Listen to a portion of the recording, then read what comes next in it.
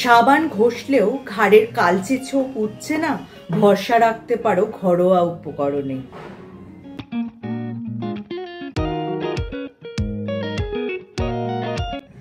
Hello friends, welcome back to my channel. আমার সব বন্ধুরা কেমন আছো?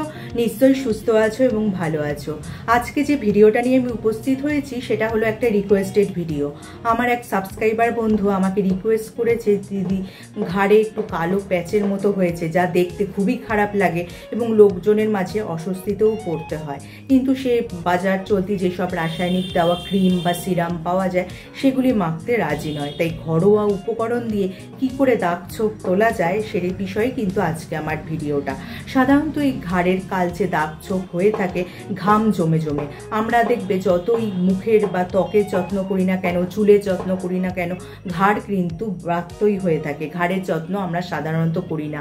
এছাড়া কিন্তু এই কালচে দাগ ছোপ হওয়ারও একটা কারণ হলো হরমোনাল চেঞ্জেস। তবে কারণ যাই হোক না কেন, আমাদের সঠিক যত্ন করা কিন্তু দরকার। তাই এই ঘরোয়া উপকরণ দিয়ে কিভাবে ঘাড়ের কালচে দাগ ছোপ তোলা যায় সেই বিষয়ে আজকে আমার ভিডিওটা। চলো তাহলে ভিডিওটা শুরু করা যাক। এই ঘাড়ের কালচে ছোপ তোলার জন্য প্রথমেই যে প্যাকের কথা বলবো সেটা হলো বেসনের প্যাক। এর জন্য তোমাদের একটা বাটিতে 1 চামচ বেসন নিতে হবে, 1 চিমটে হলুদ গুঁড়ো নেবে, কয়েক ফোঁটা লেবুর রস এবং পরিমাণ মতো গোলাপ জল দিয়ে ভালো করে সব উপকরণগুলিকে মিশিয়ে নিতে হবে। তারপর ঘাড়টা একটু পরিষ্কার করে সেই জায়গায় যদি এই প্যাকটা লাগিয়ে আধ ঘন্টা রেখে দাও, সপ্তাহে যদি 2 থেকে 3 দিন করতে পারো, কয়েকদিন করলেই কিন্তু রেজাল্টটা তোমরা নিজেরাই বুঝতে পারবে যে ঘাড়ের কালচে ছোপ বা দাগ কিন্তু আস্তে আস্তে মিলিয়ে যাচ্ছে। এরপর যে উপকরণের কথা বলবো সেটা হলো বেকিং সোডা। বেকিং সোডা কিন্তু হেসেলের একটি জনপ্রিয় উপাদান। কেক বানানো থেকে শুরু করে আরও নানান কাজে বেকিং সোডা ব্যবহার করা হয়।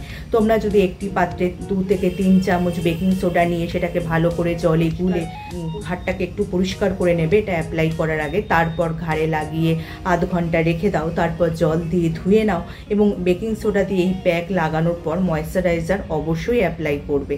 দেখবে কয়েকদিনের মধ্যেই কিন্তু ঘাড়ের দাগ ছোপ ফেড হতে শুরু করেছে।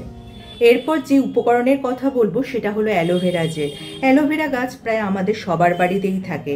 এই গাছ থেকে অ্যালোভেরা জেল বার করে যদি তোমরা পরিষ্কার করা ঘাড়ে একটু লাগিয়ে রাখো আধ ঘন্টা মতো, তারপর জল দিয়ে ধুয়ে নাও, বেশ কয়েকদিন করলেই দেখবে ঘাড়ের দাগ ছোপ কিন্তু আস্তে আস্তে মিলিয়ে যাচ্ছে। কারণ এই অ্যালোভেরা জেলে রয়েছে প্রচুর পরিমাণে অ্যান্টিঅক্সিডেন্ট, যা আমাদের কালো দাগ ছোপ দূর করতে সাহায্য করে। তবে বাজার চলতি অ্যালোভেরা জেলও তোমরা ব্যবহার করতে পারো, কিন্তু ফ্রেশ অ্যালোভেরা জেল ব্যবহার করলেই এর থেকে কিন্তু ভালো উপকার পাবে।